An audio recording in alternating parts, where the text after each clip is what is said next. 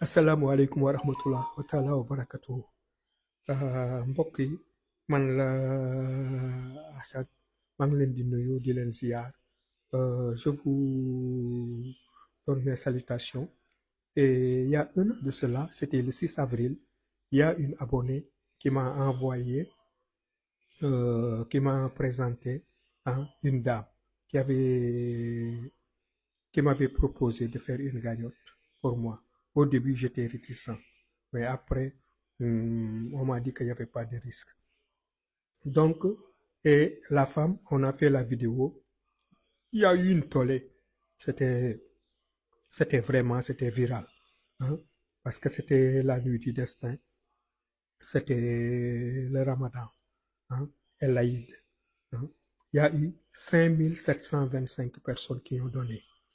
Donc, et on sait que pour la zakat, une personne peut donner pour toute une famille, 4 ou 5 personnes. Donc, on ne sait pas exactement, jusqu'à présent, jusqu'à aujourd'hui, on ne sait pas à combien se chiffre la cagnotte. Donc, ce que je demande aux abonnés, ce que je demande à la communauté, que chacun des 5725 personnes, donateurs, qu'ils réclament qu'on publie exactement le lien pour savoir à combien se chiffre la cagnotte. Donc, elle a voulu virer l'argent sur son compte. La plateforme a refusé, lui disant que l'argent ne t'appartient pas, ce n'était pas à son nom. C'est à cette condition qu'elle a accepté de donner Mourib. Donc, elle dit qu'elle m'a ouvert un compte en banque. Elle ne connaît même pas ma banque, ni le nom de ma banque.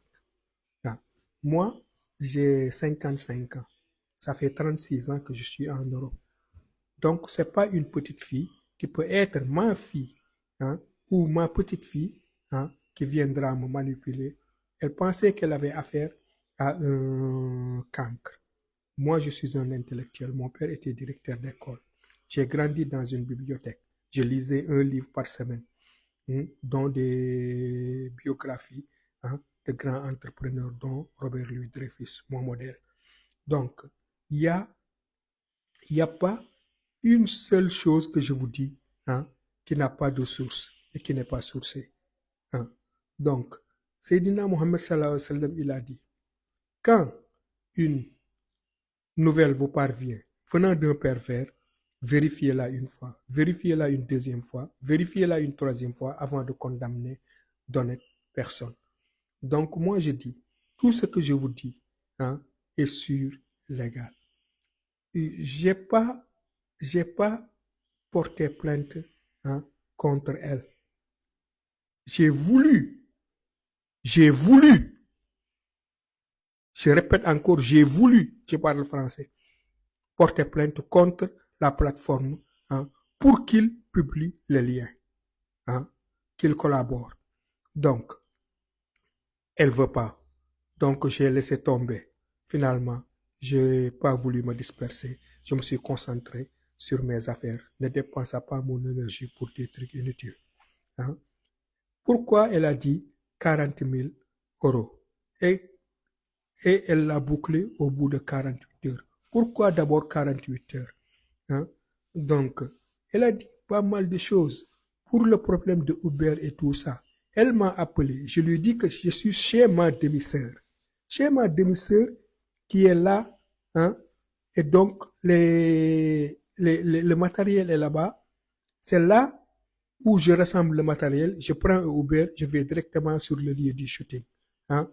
Elle a commencé à faire des menaces comme quoi que si ta demi-sœur vient, moi je ne serai pas là-bas. Je lui ai dit, tant mieux. Ne viens pas. Ne viens pas. Parce que, à vous dire vrai, sa présence n'est pas utile. En plus, Joko, quand je l'ai créée, elle avait 2 ans, ou peut-être 1 an où elle n'était pas encore née. Donc, ce n'est pas elle qui va venir me dire ce que j'ai à faire de Joko ou pas. Non, ce n'est pas son problème. Donc, toutes les personnes qui étaient volontaires, qui ont voulu nous aider, elle les a bloquées. Donc, moi, mon numéro, c'est le 06 30 53 12 73. Tous ceux qui veulent me parler, ils peuvent m'appeler et je leur explique. Franchement, je suis de bonne volonté.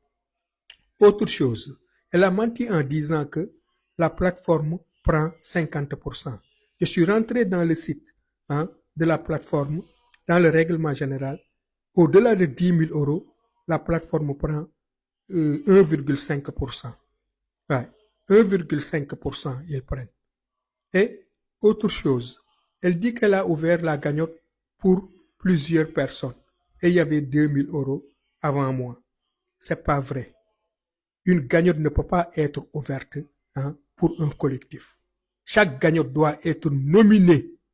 Nominatif, prénom et nom, âge et date de naissance, et lieu de naissance. Donc, c'est pas possible. C'est pas possible. Il faut qu'elle arrête de nous bassiner et tout ça. Pourquoi elle a relevé cette affaire-là? Parce que tout simplement, il y a 3 semaines de cela, elle a essuyé une cuisante défaite avec la femme lyonnaise qui était une droguée. Elle a publié une vidéo faisant un montage et tout, comme quoi sa famille l'a abandonnée, alors que c'était pas vrai. Sa famille est sortie de l'ombre pour dire que c'est pas vrai, c'est une droguée. Et que la famille a ordonné qu'elle efface la vidéo. Donc, pour faire oublier ce tollé-là, elle ressort 1 an plus tard mon affaire, alors que moi, j'en avais fini. J'en parlais plus. Je suis concentré sur mes affaires.